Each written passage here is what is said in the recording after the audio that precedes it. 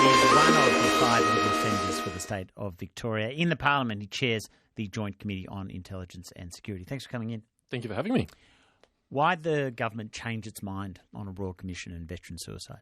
I think what the government has acknowledged and accepted today with this announcement is that it's not enough just to look forward and to solve the future potential problems of veterans' mental health and suicide, but also look back and work out exactly what went wrong and hear the stories of veterans and their family members, and particularly accepts the often cathartic role that a Royal Commission can perform for the people who are affected by the issue that the Royal Commission is examining.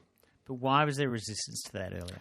Because the Prime Minister and the government had a very sincere view, which I still think they adhere to in large part, which is our primary task as politicians is to fix problems. And they thought that the best way to do that was to establish a national commissioner that had standing powers similar to a Royal Commission that would look prospectively at solving current people's problems in the future. That's not to say that we didn't agree that there weren't problems in the past, but that was the emphasis and that was the focus. Caused a bit of pain, though, hasn't it, by refusing to do it until now? I think that's true, Raf. Certainly you hear that in the voices and the testimony of some of the families of veterans who have suicided. It's pretty it's difficult to grapple with. It's pretty hard to hear. And I think it's appropriate the government has heard that and recognised it and is going to have a Royal Commission. Do they work, Royal Commissions? That's a really interesting question. Sometimes I think the most effective thing about a Royal Commission is the process itself and the scrutiny that it brings, more so than the policy recommendations that they make. So if you think, for example, about the Financial Services Royal Commission, one of the best things that did, which I admit I didn't anticipate at the time and I was sceptical about at the time, was the sunlight and the disinfectant and the scrutiny exposed the financial sector to. And if you wanted to deliver cultural change within our banks, for example, which was a necessary precondition to solving those problems, actually holding them up to public scrutiny, really tough public scrutiny, can help in that process. But we do, I mean, I don't want to get into a debate about what has or hasn't happened in the wake of, say, the Banking Royal Commission. Yep. But it's a classic example, isn't it? There are a whole lot of ideas proposed. The government, in fact, enacted some of them, and your critics would say you unwound some of them. So are they useful, Royal Commissions?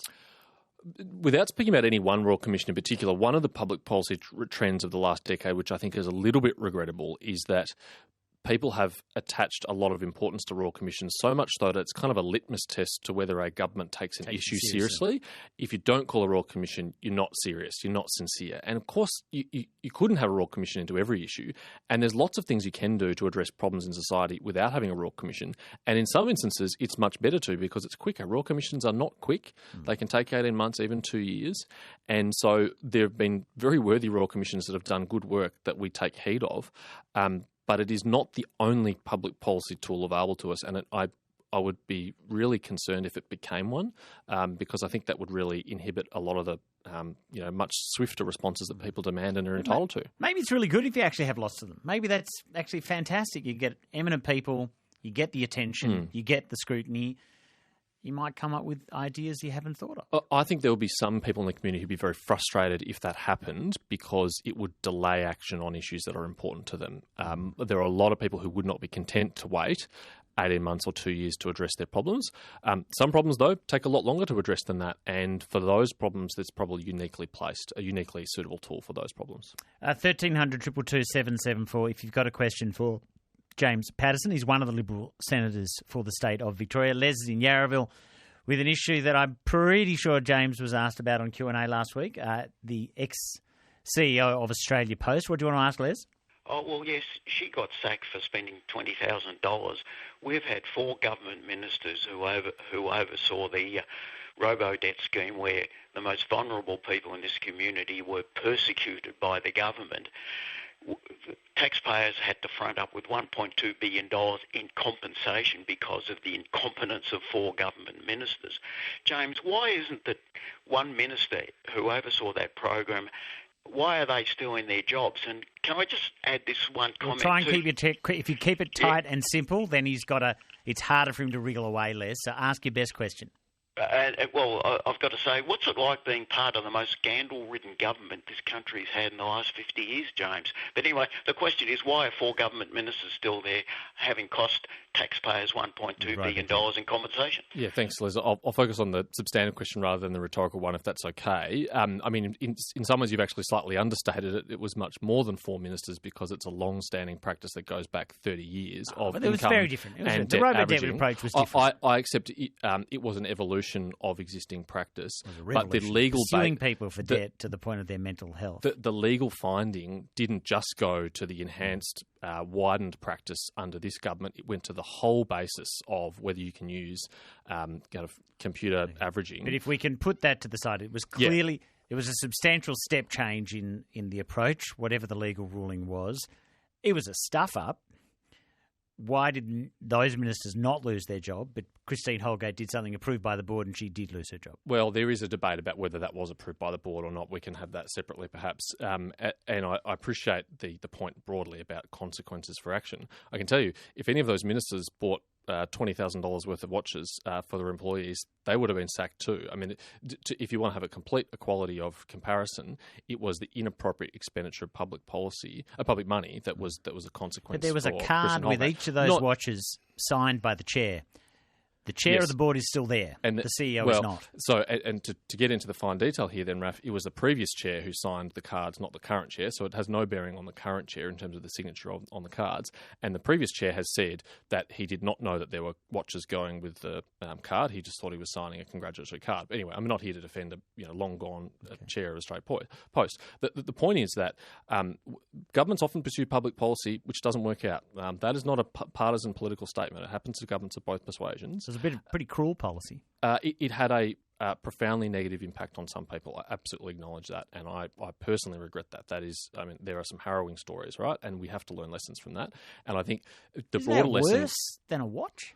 Well, I mean, the broader lesson, to come to the substantive point, Raf, that we have to draw out of this is that the federal government can be sometimes quite a remote entity, and it's got to understand the individual impact on people's lives of the decision it makes. Sometimes I think there's a tendency in Canberra to look at the numbers, look at the macro picture, look at this outstanding debt amount and think we need an effective new public policy tool to tackle that, and not properly understand the individual human impact that has, and that's something we need to work on. It's 5:15. 1300 222 774 is the phone number. I should spend a lot of time on this, but I can't. When we pull out of Afghanistan, is it going to have been better off for 20 years of Australian military involvement? Well, I mean, Afghanistan was a very, very ordinary place when the coalition forces invaded in 2001, and it was a particularly ordinary place for women and girls. And a lot of awful things have happened in Afghanistan in the intervening time. At the point in which we leave, you can at very least say women and girls would be better off than they were in 2001. Some. I mean, all the schools, whatever school there was for a girl to be educated where Australian troops were in Uruzgan province, that's gone. Well, look, there's some parts of Afghanistan that have been much more challenging than others, but the kind of systematic oppression of women that was there when the Taliban was ruling all of Afghanistan is not there, at least in large parts of Afghanistan. There have been schools that have been built for girls, and women are allowed to be educated in a way they weren't.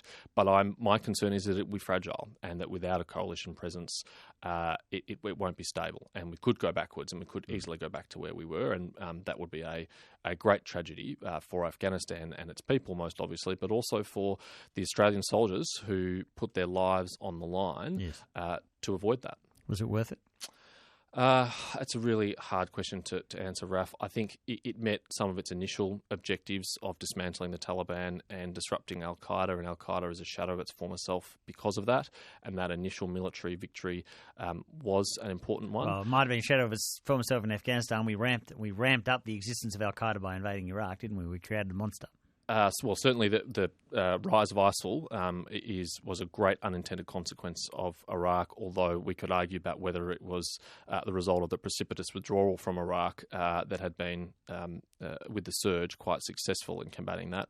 Anyway, that's for another time. History, yep. Look, in aggregate, I think Australians can be proud of our contribution. We are dealing with, as we must, the very serious allegations of war crimes, and we have to be consistent with our values and follow through on that.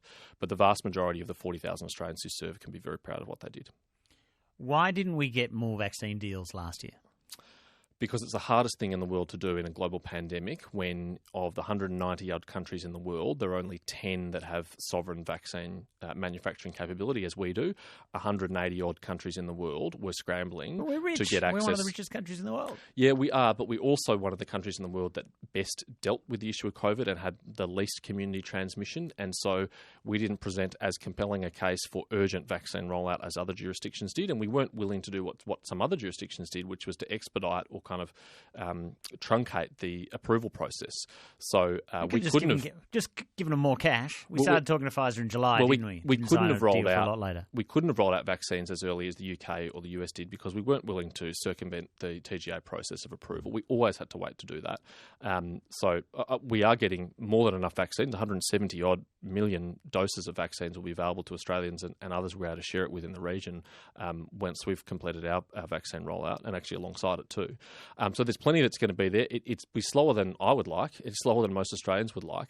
But I think at the end point we'll be able to say that we have kept COVID at bay, rolled out a vaccine in a stable and safe way, had high rates of vaccine take-up and returned to as much of a normal life as possible. But if it's slower than you would have liked, I think you've got $1 billion sitting there in a manufacturing fund. We could have signed a deal to bring mRNA technology. That's the technology behind the Pfizer and the Moderna vaccines. We could have begun a process to make something like that here last year. We didn't. Isn't that a mistake? I think if you look over the last year, Raf, the last thing you would accuse the federal government of is an unwillingness to spend money. We have spent so much money fighting COVID and the economic effects of COVID. So I assure you, it's not for the sake of saving a dollar here or there that we wouldn't do that. Manufacturing mRNA vaccines is not a straightforward or easy thing to do. Prior to COVID, there were no successful mRNA vaccines ever. And so, in fact, when we took the bet that we did on Pfizer and took out the contract we did with them, it was a risky bet because we didn't know it was going to be successful. I'm delighted by the fact that we've got 3 or 4 viable vaccine candidates that we do have access to and can use. That a year ago, if I had told me that was the case, I would have thought that was ambitious. So we are in a better place than I think we thought we would be a year ago. 1300 222 774. We'll get more questions from. We'll put to James Paterson after we get some traffic. James Paterson is one of the 5 Liberal senators for Victoria. We'll get on to issues around China in a moment. That's one thing he has a look at as chair of the Committee on Intelligence and Security. But Josephine's got a question, first of all, on the vaccine. What do you want to ask, Josephine? Oh, hi. I just want to ask why Pfizer's still being used for aged care when really it should be put aside for healthcare workers under 50 when Pfizer can be used, when AstraZeneca can be used for those in aged care. That's a good and fair question, Josephine. The reason for that is that Pfizer can be administered the 2 doses 21 days apart, whereas AstraZeneca needs to be administered 12 weeks apart. So for our aged care residents who are most vulnerable, we want to get them full protection as soon as possible. And so Pfizer is the best vaccine to do that. A younger person, whether an aged care worker or else, can wait longer. It's not as urgent for them because COVID is not as deadly for them. So there's not going to be everyone who's under 50 gets Pfizer and everyone who's over 50 gets AstraZeneca. That's not... No, it'll be on a case-by-case basis and based on your own medical circumstances and preconditions or other issues you may have, and only your GP can really advise you on that. Arbe's calling from Diamond Creek. What's your query? Yeah, I wonder why the government is not considering Chinese vaccine and the Russian vaccine for use in this country. Those 2 vaccines are major vaccine used around the world. In short, because I don't think they would be able to pass the necessary approvals that the TGA would put them through. We're focusing on the vaccines that have the most scientific credibility and scrutiny that come from jurisdictions with similar medical, legal, Russian political vaccine is supposed to be systems. very good, very effective? Yep, I believe that when I see it, Raf. Is the AstraZeneca vaccine now forever compromised, do you think? Now, let me presage that question. The risk is minuscule. But now that you've said maybe not if you're under 50, does that fatally compromise it?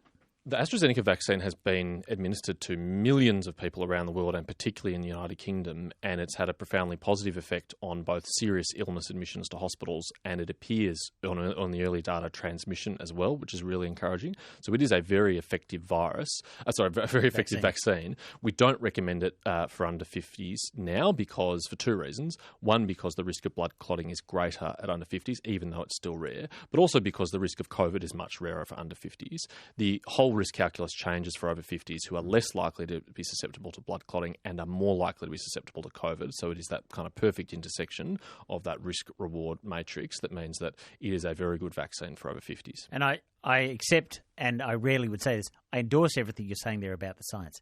However, you can hear from people like the head of the AMA, they are very concerned that once you press pause on a drug or restrict it, it is then compromised in everybody's eyes. Do you think that's a problem? Vaccine confidence is a very fragile thing, and we've seen from Europe in particular, when they put pauses on AstraZeneca to collect more data about this issue, that confidence in it did drop, and that polling showed that hesitancy rose.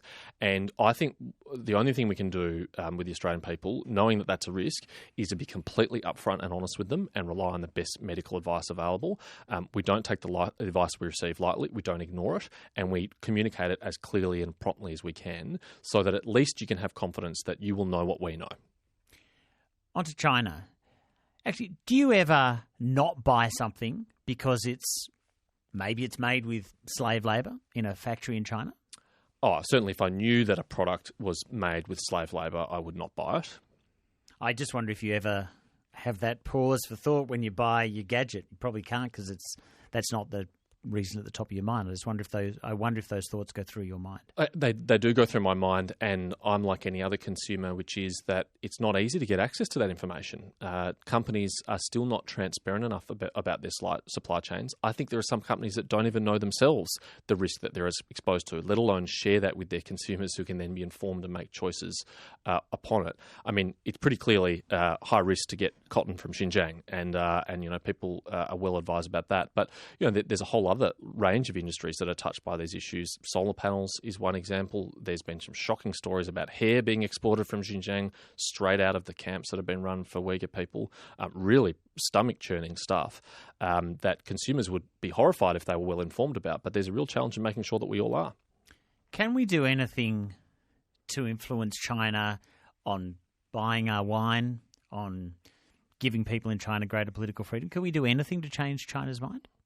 The Chinese embassy has helpfully assisted us in understanding the challenge when they handed a list of so-called 14 grievances or 14 demands to a journalist in Canberra before Christmas.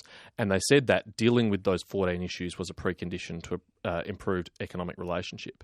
And on those list of demands were things like the Foreign Interference Transparency Scheme that we passed, which requires foreign governments which want to influence our public debate to be transparent about it, not covert about it. It includes scrutiny of foreign investment proposals that Australia does and I think should do. It includes things like not just members of parliament like me being critical of China, but free independent media being critical of China. It's a whole lot of list of things that are not negotiable for Australia.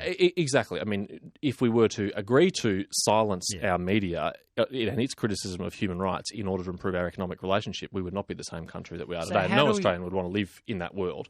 So I think what we're being asked to do, we couldn't do. No self-respecting government, and this is not a partisan issue. Because there's tons of problems. What we have to do is be resolute and to demonstrate that these tactics are not successful, because I think if we indicated that they were successful, we'd guarantee we'd get a lot more of it. We have to demonstrate that we are resilient and that we're willing to stand up to it. We have to diversify our international trade as much as possible.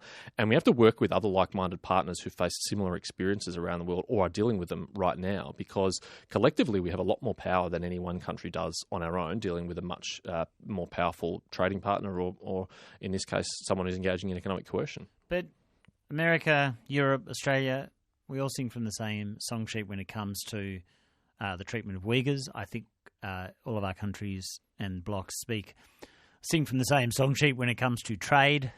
We have common interests. None of those problems go away, though, even when we all ask for the same thing. Do we have any hope of resolution with any of these issues? I mean, if you think about the experience that other countries have had in their relationship with China, some have had it better than us. They haven't had the economic coercion, but some have had it worse. I mean, talk to the Taiwanese. They've had it a lot worse. Talk to India, who has lost soldiers on their northern border with China to hand-to-hand combat. They've had it worse in some respects. So we shouldn't be myopic about the experience that we're having. It is an international experience. Sweden and Norway have suffered campaigns of economic coercion. The Czech Republic have. I mean, it is a global problem. It won't be solved overnight because it is, I think, intrinsic to the DNA of the Chinese Communist Party to approach the world in this way. Is a war inevitable? I think Chris Pine, who's the former defence minister, said it's more likely than it has been for some time, some sort of armed conflict over a nation like Taiwan. Do you agree with that assessment, that it's more likely than it's ever been? Yes, I do agree with that assessment. It's certainly not inevitable, and there are steps that we can take to discourage and deter that. And one of the reasons why it's so important that we invest in our own national defence and in our defence industry is to equip Australia to deal with the uncertain geopolitical environment we're operating in and the unstable Indo-Pacific region in particular. Who on earth are we going to sell stuff to if we can't sell it to China? Well, that's the kind of slightly good news, surprising good news, is that of all the product categories that the Chinese government has singled out for tariffs and other trade distortions, almost all of them have found other markets, whether it's But nothing's coal, as big as China. No, but actually almost all that trade's been replaced, whether it's coal or barley or seafood, almost all product categories. There are some exceptions. Wine is an exception. We haven't been able to find other markets for wine as easily.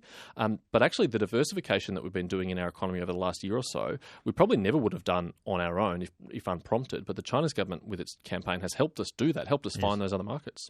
Just one more on the vaccine. You were willing to spend $130 billion on JobKeeper. Turned out you didn't need to. The way you designed the scheme, it was about... You thought it was going to be $70 billion, ended up, I think, being about $90 billion. That's 90 Royal Children's Hospitals or their equivalent. You only spent $3 billion on the vaccine. Yeah, I mean, it's also $90 billion of money that we borrowed 100%. That we will have to pay back. But wouldn't it have been worth spending another $1 billion on the vaccines? I really don't think it's a question of the amount of money that we've been willing to spend. We have done exactly what the medical advice at the time we received has advised us to do. We've followed it to the letter. We bet on a range of different vaccines, the UQ one, which unfortunately didn't come to fruition, a traditional one, an mRNA one, a protein-based one. We've got a range of options available to us that many other countries in the world don't have. And although, yes, there are countries that are rolling out the vaccine faster than us, most of those countries are in crisis scenarios that we've never been in, and thank God for that. When are we going to be flying freely again, do you think, overseas? I hope as soon as possible, and that's part of the reason why a successful vaccine rollout is important, because it will be difficult to do without that. I don't know. I can't honestly put a timeline on it. It would be a disservice to your listeners if I wildly speculated on that, because it's dependent on factors outside of our control, including are there any further disruptions to vaccine supplies, as there have been with the AstraZeneca 3.8 million doses we ordered, only 700,000 of which we received. We were constantly told that the government was going to under-promise and over-deliver. Yes, well, one of the lessons of COVID is even when you do that, you encounter real challenges and real difficulties, and that is the nature of a global pandemic. Thanks for coming in. Thank you, Raf.